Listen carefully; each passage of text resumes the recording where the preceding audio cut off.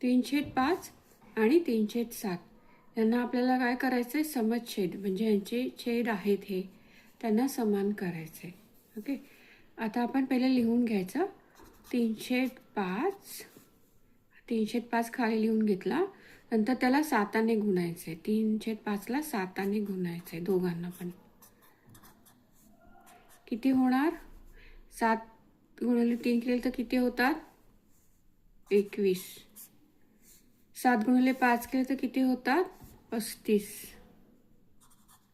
7 5 35 ना. आता हे 3/7 आहेत ते खाली लिहायचे.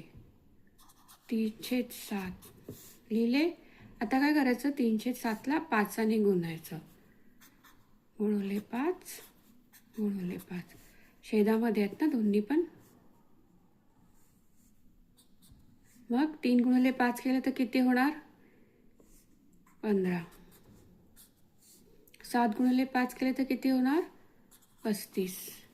छेद समान झाले. ओके, 21/35 व 15/35 हे आपलं उत्तर आहे. थँक्यू.